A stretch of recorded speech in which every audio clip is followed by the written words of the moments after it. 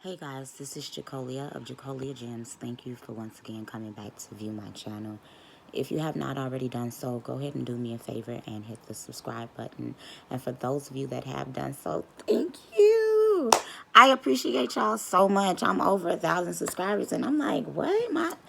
Okay, I appreciate it. If you guys can do me a favor, like this video, share it to your social media platforms, repost, react to it. Go crazy with it, please. Let's get these conversations started. So this is a topic that I'm going to go in depth about for a very long time in different type of ways. I'm ordering books. I have some PDFs and just a lot. But on today, I want to briefly just talk about the power of the Black woman. For those of you who are new here, I grew up in a two-parent household. My parents were married for 36 years before my mother passed away last November. So although I'm not married, and I know a lot of women say by choice, but I've been engaged before, and I would be married and possibly the first lady of my parents' church if I would have gotten back with my ex-fiance. Good man. But I'm an Israelite now, and that was years ago. But with that being said, although I'm unmarried, I know what marriage looks like. I know that marriage is not one fits all, blase blase, but I know what it looks like to see a submissive woman with a dominant man, with a man. Because when I tell you my daddy is a man, y'all, my daddy and man, I'm gonna talk about him more in depth one day. I will link down below the video that I did of me and my father. I'm gonna bring him back on my page because the video quality of that wasn't the best. But I'm gonna talk to y'all about my parents so then y'all can understand my ideology when it comes to a lot. With that being said, I grew up knowing the power that the Black woman held in her household. My father had my mother up on a shelf. Now, trust and believe, he let her know her flaws and everything, but had her up on the shelf to the point where he was her biggest fan. Before he would get up to minister, because my parents are apostles, they were my pastors for 20 years before I started keeping the Sabbath and the feast days. I still consider them my apostles. Those are my spiritual parents and my natural parents. They taught me how to do everything that I know how to do. So every time before my father would get up to minister, he would talk about his bride. That's how he always addressed my mother, his bride. And it's a rarity for a woman in the Pentecostal church, specifically the Apostolic Pentecostal Church, PAW, Pentecostal Assembly of the World, to ascend to a certain place, as well as in other organizations. So for my mother to become an apostle alongside her husband, we see this being modeled in the New Testament.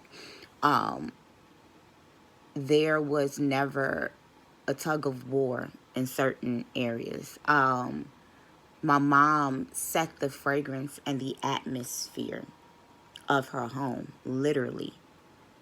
My father always taught us that however the woman feels in the house, that's what's going to be felt. My mother made it her mission to get up and to pray. We would literally hear Mama praying in the middle of the night.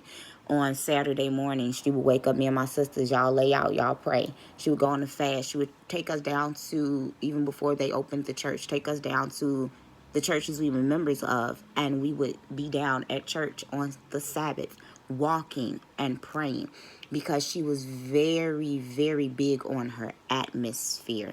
And as a woman, you have the power to shift the very dynamics of your atmosphere. I'm going to link in a video by Moray Zion Lex when he began to talk about the importance of the woman, and he began to talk about the biblical Eve. Her name is Hava, and that's a popular name over in West Africa. And it's one to speak life, the giver of life. That's why they call Eve the mother of all things living. And when we look at this in congruency with Yod He Wave, the self-existing one, he who is, he who was, and he who shall be, everlasting. And we line this up with Chokmah, which is feminine, and the Ruach HaKodesh, which is feminine. And these were present in the beginning with the Most High as the law. You as a black woman, you have so much power on the inside of you. There are so many black men in my comments who are saying that they feel unheard.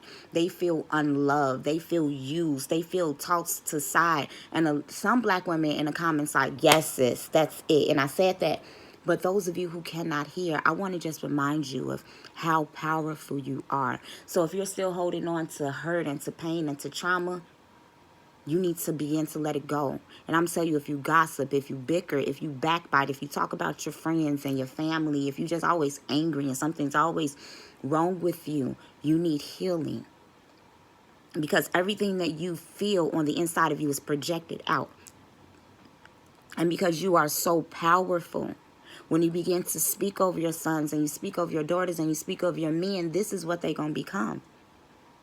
Self-fulfilling prophecy by the woman who has the ability to speak life or death.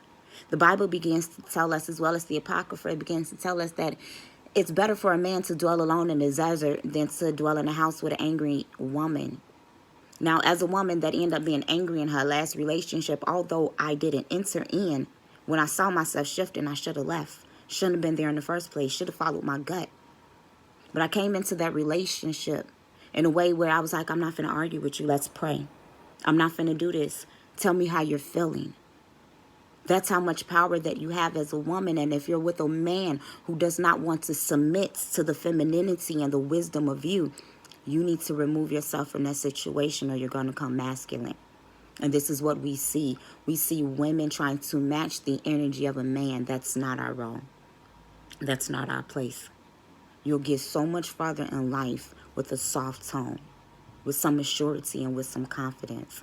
So I just want to remind you, black women, that yes, you are close to creation with the Most High. Your womb matters, and you are beyond what society tells you. You are not just a birth canal. You are not beyond redemption and beyond repair. I don't care what you've done in your past. As long as you have breath in your body, you have a chance to self-correct. Don't listen to what people tell you. You're worthy. Even if you have partaken in some acts to diminish your worth, you can rebuild and you can recalibrate. This is Jacolia of Jacolia Gems. Thank you for once again coming back to view my channels. With that being said, like this video, comment, share, and subscribe. Bye, y'all.